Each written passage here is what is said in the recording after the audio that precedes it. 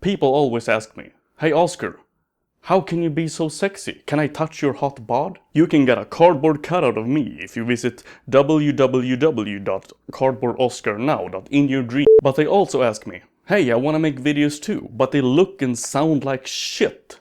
What gear do you use and how do you use it?" So I guess it's time for a tutorial series. And let's start with the most important thing. Audio. Lights, camera, software, editing, yeah, it's all really important, but without good audio, none of it's going to matter. Here's bad video with good audio. And this is good video with bad audio, it's just the internal microphone of the camera. And if you're still not convinced, thousands of people are willing to watch still images of avatars for hours every week. Audio is king. If you want to join the seemingly endless supply of skeptic YouTubers who make sassy response videos with anonymous avatars, then a condenser microphone is probably what you want to be looking at. So you will need a microphone, an elastic suspension, and a pop filter. And you're gonna want to decide if you want one of these self-contained units with the membranes, preamplifiers and everything in the same unit with a USB interface. Or if you want something a little more fancy like this Samsung, which has an XLR interface, and for that you will need an audio interface or something like a USB mixer board that is capable of supplying phantom power. Because if you have a microphone that requires phantom power and you cannot supply phantom power, then you have no audio.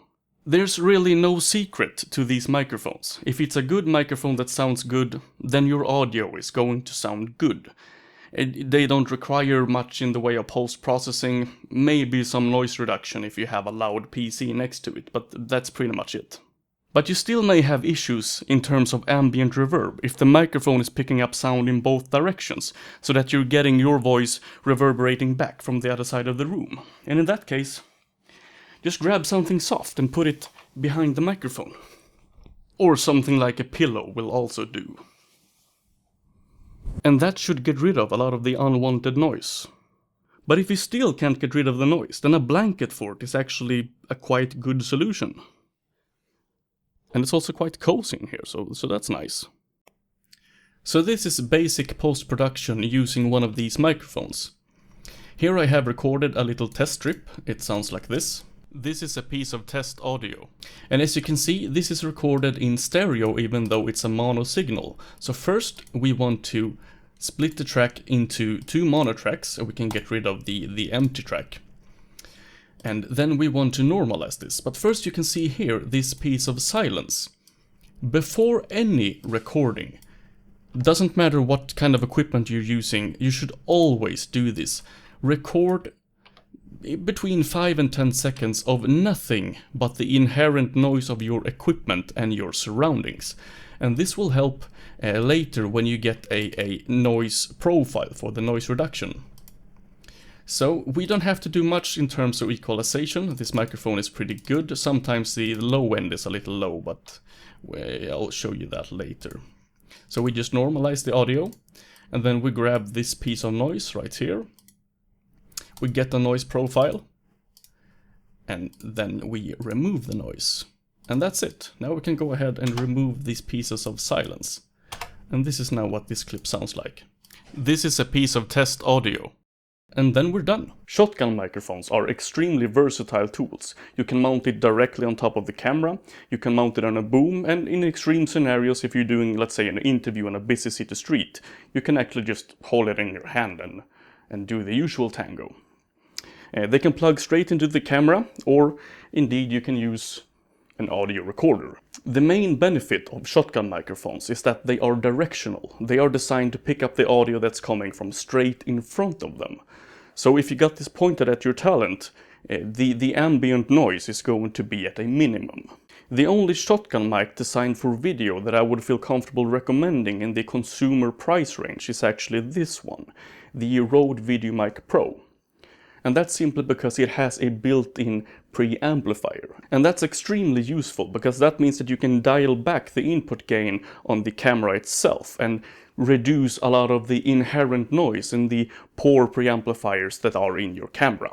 So your raw sound will be a lot cleaner if you use the Videomic Pro, or indeed any similarly priced shotgun mic that has a built-in preamplifier. This is the audio from the Rode Videomic Pro. As you can hear, it's quite good, but there's a lot of ambient reverb, and also it doesn't sound like a $200-300 microphone, now does it? And that's because it's currently mounted on top of the camera, and that's not the best way to use one of these microphones. And what you want to do is get yourself a microphone stand.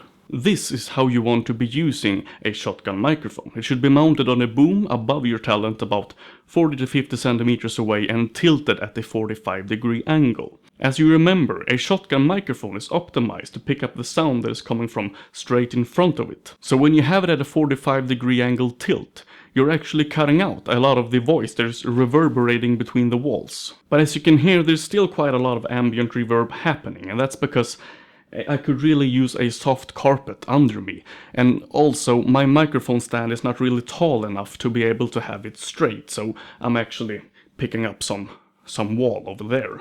But a really good way to hide ambient reverb and also some of that noise that maybe you weren't quite able to get rid of is just to add some non-intrusive background music. And that should really solve it.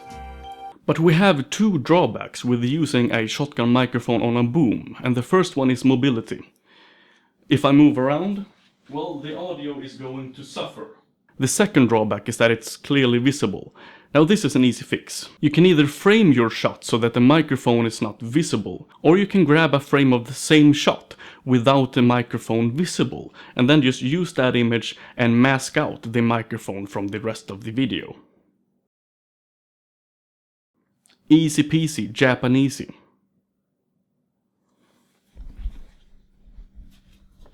Another good option is one of these audio recorders.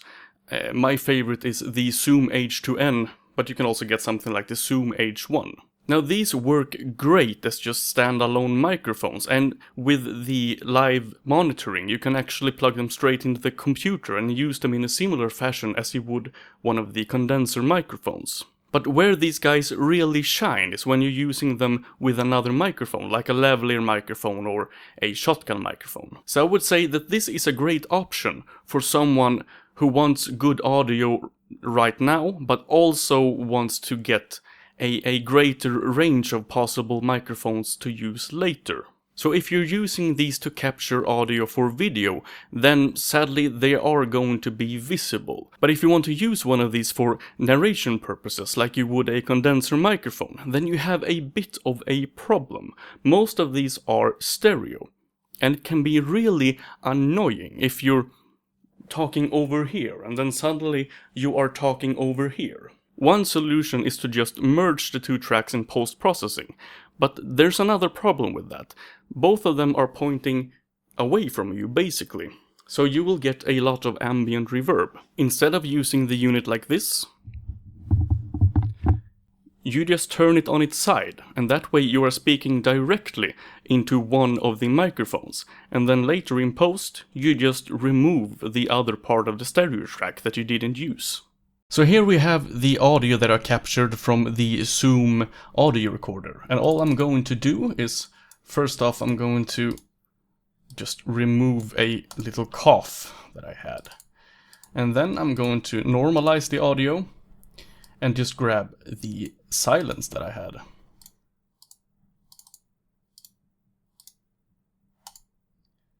And then we're done. And here we have the audio clip where we turned the unit on its side, because you can see this channel right here is clearly less loud than this. So let's go ahead and split this into mono. And we still have this same noise profile loaded from the other clip, so we can just go ahead and remove that noise. And you can see that this is also a lot less, a lot more loud than the previous clip.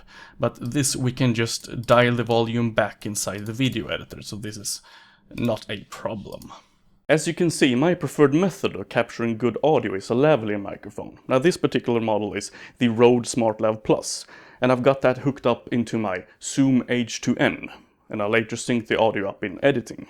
The advantage of this particular model is that it's designed to hook up into just about anything, smartphone or indeed straight into your DSLR camera. But the drawback of hooking it into something like your mobile phone or your camera is that those units tend to have really bad preamplifiers, so you're most likely going to get a lot of noise. So I would recommend getting a semi-professional audio recorder like the Zoom H2n or indeed the Zoom H1. And this also adds the benefit of mobility. I can move around and the audio is still going to sound good, because the microphone is always close to my face. So you can just put one of these into your pocket and then you're good to go. It's great for outside shooting.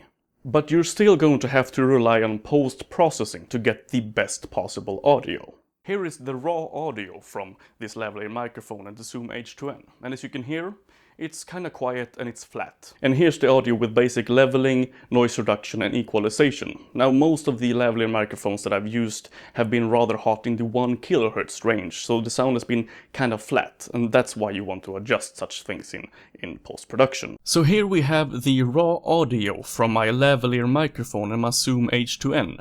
And you heard what this sounded like earlier, so I don't have to show you that again, but you can see that it's very quiet. But the first thing that I do in terms of post-processing is that I open up the equalization tab in Audacity. And since this microphone is very hot in the 1 kHz range, I just bump the surrounding frequencies. It's a very simple setup and it can use a lot of improvement, but you know, it works. But since the audio is so quiet, I don't have to decrease this area, I can just increase the rest of them. And then what I do, depending on if I was sloppy and put the microphone further down on my shirt and didn't adjust the gain level, I may have to use the leveler and then maybe some just normal, whatever works basically to boost the volume. And then I select the silence, I get the noise profile, I remove the noise, and then I'm done. So that's really all I do in terms of post-processing. I add some equalization, I level the audio, and I remove the noise. And that's it. That's all that I'm doing. So thanks for watching, and I hope this helped.